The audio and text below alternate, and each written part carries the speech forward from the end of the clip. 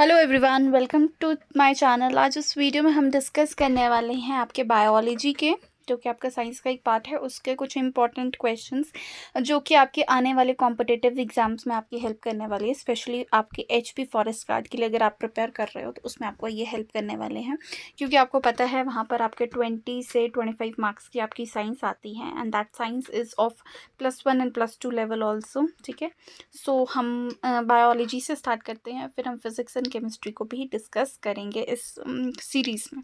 ठीक है, so without wasting time let's start. But उससे पहले अगर आप मेरे चैनल पर नए हो तो प्लीज़ मेरे चैनल को सब्सक्राइब कर दो, बेल आइकन को प्रेस कर दो, सो दैट आपको हर important update time to time मिलते रहे। वैसे तो साइंस के क्वेश्चंस और भी मेरे चैनल पे आपको वीडियोस मिल जाएगी, बट ये स्पेशल सीरीज़ है, फिर से स्टार्ट कर रही हैं, एक नई सीरीज़ स्टार्ट कर रहे हैं। ठीक है, so let's start. First is which of the following is a large blood vessel that carries blood away from the heart. See, हमने हार्ट पे एक पूरी वीडियो बनाई है जिसमें जितने भी मतलब उसमें हमने 30 to 40 क्वेश्चंस डिस्कस किए थे, जो कि आपके हार्ट के चैप्टर को पूरा कवर कर देती हैं, जितनी नॉलेज आप लोगों को होनी चाहिए। सी, इसमें बहुत से लोग ऐसे होंगे जो नॉन साइंस बैकग्राउंड से हैं, तो उनके लिए अभी हम लेवल थोड़ा बेसिक रखेंगे। अगर आप इससे और बेसिक चाहते हो कि और थोड़ा बेसिक हो जाए लेवल या थोड़ा हाई हो जाए लेवल, तो आप मुझे कमेंट बॉक्स में बता सकते हैं, तो उस अकॉर्डिंग से हम इसको शिफ्ट कर देंगे।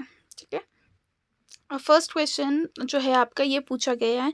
आपको पता है हार्ट जो है हमारा ब्लड पंप करता है, तो कौन सी आपकी ब्लड वेसल ऐसी है जो आपकी ब्लड जो है that carries blood away from the heart, जो हार्ट से अवे ले जाती हैं, तो वो कौन सी है? वो आपकी, इसमें जो आपका करेक्ट आंसर रहने वाला है वो आर्टरी रहने वाला है। ठीक है, the correct answer is artery.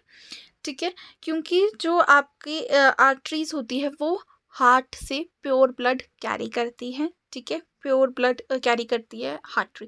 तो प्योर ब्लड कब अवे ही हार्ट से अवे जाएगा ना, पूरी बॉडी के ऑर्गन्स को जाएगा। ठीक है, सो आपको याद रखना है। और वेन्स क्या करती है? जो आपका इम्प्योर ब्लड होता है या डीऑक्सीजनेटेड जो ब्लड होता है उसको हार्ट तक लेके आती है, बॉडी ऑर्गन से कनेक्ट करती है और हार्ट तक लेके आती है। Suppose this is the heart, तो ये वेन्स लाती है, और आर्टरी क्या करती है? हार्ट से आफ्टर बीइंग पम्प्ड उसको ऑक्सीजनेटेड बना के उसको अवे ले जाती हैं, ऑर्गन्स की टूवर्ड्स ले जाती हैं। ठीक है, अगर हम एक्सेप्शन की बात करें तो आपकी pulmonary vein and pulmonary artery एक ऐसी एक्सेप्शंस है जो कि उल्टा काम करती है। वैसे आर्टरीज प्योर ब्लड कैरी करती है, पर आपकी जो पल्मोनरी आर्टरी है वो क्या करती है? वो डीऑक्सीजनेटेड ब्लड कैरी करती है। सिमिलरली आपका जो पल्मोनरी वेन है वो ऑक्सीजनेटेड ब्लड कैरी करती हैं। Pulmonary vein and pulmonary artery, ये चीज़ आपको याद रखनी है, ये एक्सेप्शन है दो। ठीक है, नेक्स्ट है which of the following is not a member of B complex. C, vitamin पे मैंने एक पूरी वीडियो बनाई है, फिर से रिसेंटली भी एक वीडियो बनाई है विटामिन पे। तो जो आपके विटामिन बी कॉम्प्लेक्स, आपको पता है विटामिन बी में आपके पास बहुत सारे कॉम्प्लेक्सेस आते हैं। ठीक है, जैसे कि आपके 8 विटामिन आते हैं, जैसे आपके vitamin B1, B2, B3, B5, B6, B7, B9 and B12। ठीक है, ये सारे आते हैं। तो हमने इसके सबके केमिकल नेम्स डिस्कस किए, सारे विटामिन के हमने केमिकल नेम्स डिस्कस किए। तो इसमें से कौन सा नहीं आता है? सी, थायमीन जो है आपका वो विटामिन B1 है। ठीक है, एंड राइबोफ्लेविन जो है आपका वो विटामिन B2 है। फॉलिक एसिड जो है आपका वो आपका हम बोल सकते हैं विटामिन B9 है।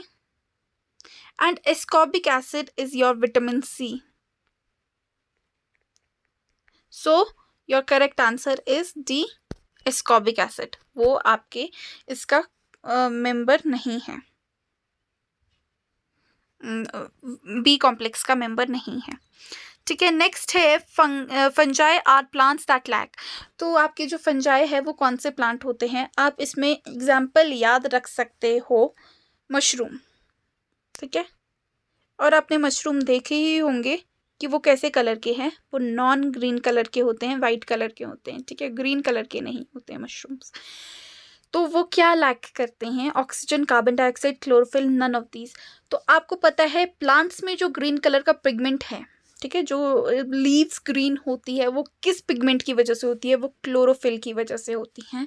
तो जो आपके फंजाई हैं उनमें कौन सा पिगमेंट नहीं फॉर्म होता है और नहीं मतलब प्रेजेंट होता है? दैट इज़ योर क्लोरोफिल, ठीक है। एंड आपको ये भी पता होना चाहिए जो फोटोसिंथेसिस है वो इस ग्रीन पिगमेंट की वजह से ही कैरी आउट होती है मैक्सिमम, क्योंकि जो ये ग्रीन पिगमेंट है इसमें ये एनर्जी होती है कि ये सनलाइट को ऑब्जर्व कर सकता है, ठीक है। इसका वर्क ही ये है कि सनलाइट को ऑब्जर्व करता है। एंड आपको पता है फोटोसिंथेसिस के लिए जो प्लांट्स अपना फूड बनाते हैं, फोटोसिंथेसिस उस प्रोसेस को बोलते हैं। एंड इसके लिए क्या है, सनलाइट का होना बहुत ज़्यादा इंपॉर्टेंट है। Sunlight, water, carbon dioxide is required और क्लोरोफिल रिक्वायर्ड होता है। और फिर प्रोसेस टेक प्लेस, खाना बनता है। एंड उस खाने बनने के बाद क्या हो जाता है, खाना बनने के बाद जो है आपको प्लांट्स को ग्लूकोज मिल जाता है जो उनका फूड प्रिपेयर होता है, साथ में ऑक्सीजन रिलीज हो जाती हैं। सो ये आपकी पूरी जो केमिकल, अगर हम इसको ऐसे बोले, CO2 plus H2O is required in presence of sunlight and chlorophyll, and that will give rise to, और इससे क्या आएगा आपका C6H12O6, ये क्या है आपका ग्लूकोज का फॉर्मूला है, plus O2 is released out, ठीक है।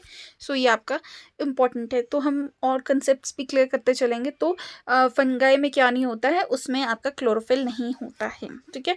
एंड जो ग्रीन प्लांट्स होते हैं उनको ऑटोट्रॉफ्स बोला जाता है। ये चीज़ भी एक इम्पॉर्टेंट है, क्योंकि ऑटोट्रॉफ्स क्या होता है, ऑटो का मतलब क्या होता है, खुद, मतलब सेल्फ, एंड ट्रॉप्स का मतलब होता है फूड। जो खुद फूड बना सकते हैं उनको ऑटोट्रॉप्स बोलते हैं। Plants are known as autotrophs, where as और जो एनिमल्स हैं या और अदर ऑर्गेनिजम्स हैं जो अपना खाना खुद नहीं बना सकते उनको हम हीट्रोट्रॉप्स बोलते हैं। क्या बोलते हैं? हीट्रोट्रॉप्स बोलते हैं, ठीक है। नेक्स्ट क्वेश्चन है, what makes a reptile a reptile? What makes a reptile? तो क्या cold blooded, warm blooded, non hairing, egg laying? So आपको पता है जो रेप्टाइल्स हैं उनकी स्किन जो होती है वो हार्ड होती है, ठीक है। ड्राई स्केल्स होते हैं प्रेजेंट, और वो क्या करते हैं, एग ले करते हैं। सो रेप्टाइल्स को रेप्टाइल्स क्या बनाता है, एग लेइंग बनाता है, ठीक है। नेक्स्ट है आपका, which blood vessels have the smallest diameter?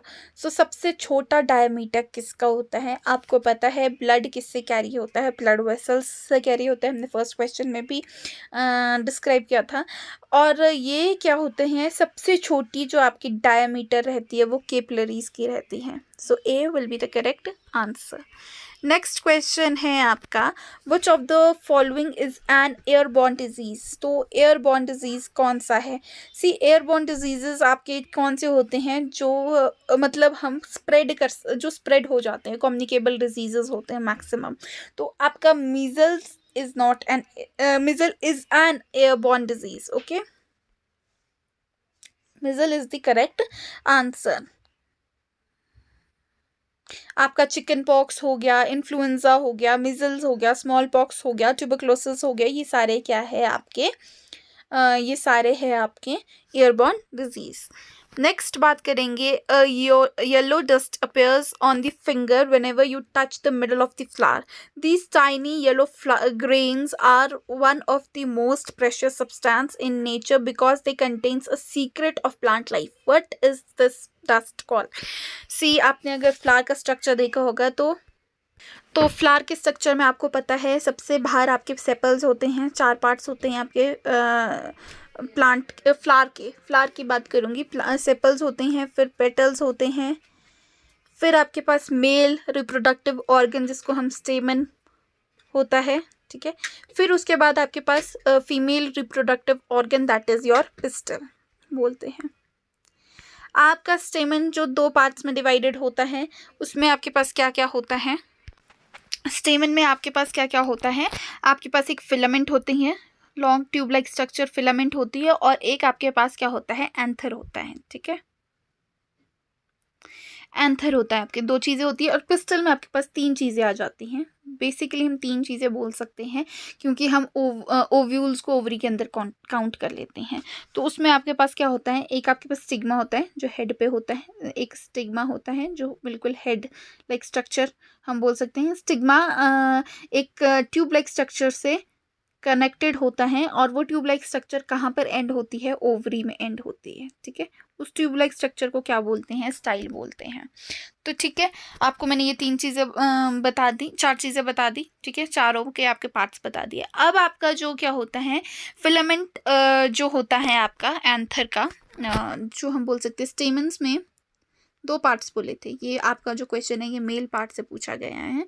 तो आपके हमने बोला कि आपके पास क्या होता है, एक एंथर होता है और एक फिलामेंट होता है आपके पास। ठीक है, तो ये जो एंथर होता है ये एक बैग लाइक स्ट्रक्चर होता है, नॉर्मल लैंग्वेज में हम बोले एक सैक लाइक स्ट्रक्चर होता है, जिसके अंदर बहुत सारे येलो कलर का डस्ट पार्टिकल्स प्रेजेंट होते हैं, और इन डस्ट पार्टिकल्स को क्या बोलते हैं, हम पोलन बोलते हैं। क्या बोलते हैं, इन डस्ट पार्टिकल्स को हम पोलन बोलते हैं। सो आई होप आपको मैंने पूरा स्ट्रक्चर भी समझा दिया हो, 3 पार्ट्स आपको समझ आ गए हो, और 4 पार्ट्स समझ आ गए हो, और 4 पार्ट्स के जो फर्दर पार्ट्स है वो भी समझ आ गया हो।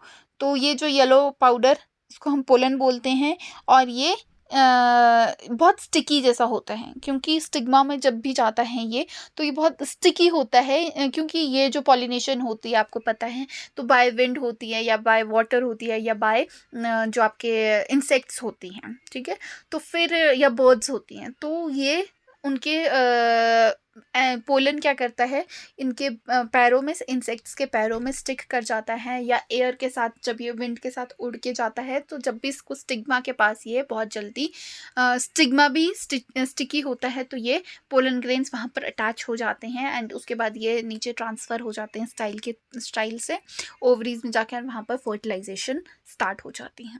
ठीक है, नेक्स्ट क्वेश्चन है, which organ produces the fluid known as bile.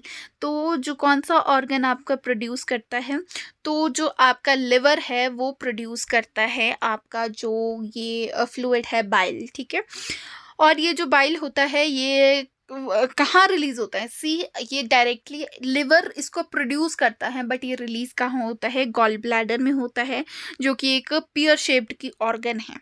ठीक है, आपको पता है, ये चीज़ आपको पता होना चाहिए। प्रोड्यूस कौन करता है, इसको लिवर करता है, एंड ये रिलीज़ कहाँ होता है, ये गॉल ब्लैडर में रिलीज़ होता है। कई बार रिलीज़ के लिए भी पूछ लिया जाता है। नेक्स्ट क्वेश्चन है, which of the following hormone is steroid.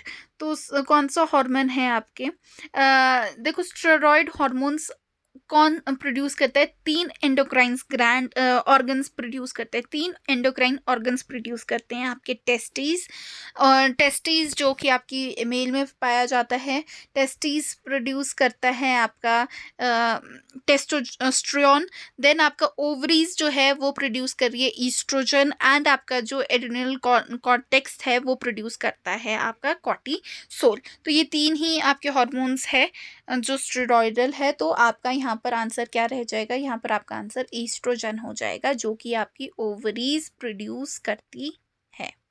Okay, next question है आपका, which of the following is not, आज का लास्ट क्वेश्चन ये रहने वाला है।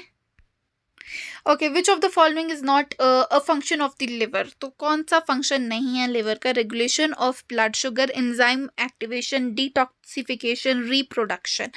सो आपको पता है लिवर, एक आपको एक और चीज़ इंपॉर्टेंट बात बता दूं, लिवर क्या है आपका, लार्जेस्ट ग्लैंड है।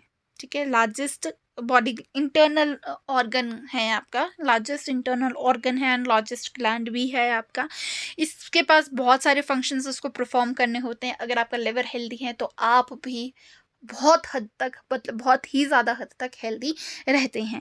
ठीक है, क्योंकि लिवर आपका बहुत फंक्शनिंग करता है बॉडी में, जैसे कि ये आपके प्रोटीन सिंथेसिस में हेल्प करता है, आपके ब्लड क्लॉटिंग में हेल्प करता है, मैन्युफैक्चरिंग में हेल्प करता है आपको, एंड ग्लाइकोजन सिंथेसिस में हेल्प करता है, और बाइल प्रोडक्शन में, जिसमें हमने अभी बात की थी, हेल्प करता है।